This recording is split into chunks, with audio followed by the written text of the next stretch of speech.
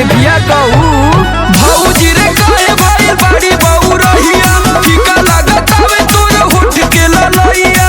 बताओ तनी बताओ बताओ मकई के लावा जस जवानी फूटला हो जवानी फूटला साफ साफ भतर तड़ी खाना में सुतेला लहर कर खाना में उठेला भतर तड़ी खाना में सुतेला लहर कर खाना में उठेला। अरे पे गायन कर खनवा में एक बाल्टी पानी डाल देती जुड़ा जा।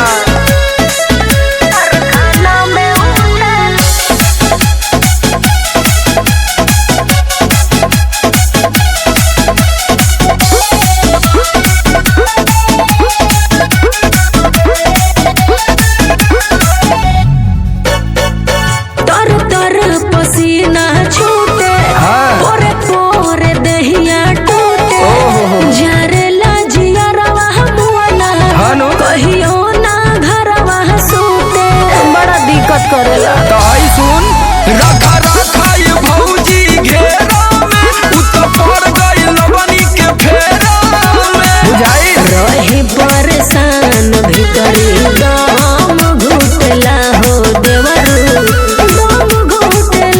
तकलीफ में आई भौजी भतर तड़ी खाना में सुतेला लहर कर खाना में उठेला भतर तड़ी खाना में सुतेला लहर कर खाना में उठेला।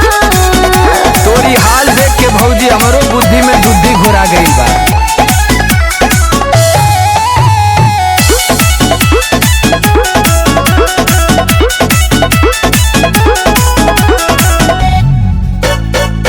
महुआ के जैसे सोमर छुए जवानिया काया छछनावे अभिषेक छोड़ी नया कोनिया हो।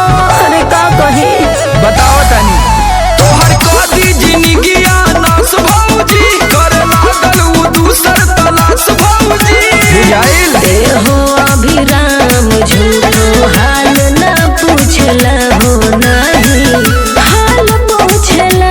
ओ नो भतर तड़ी खाना में सुतेला लहर कर खाना में उठेला उठा जा भतर तड़ी खाना में सुतेला लहर कर खाना में उठेला।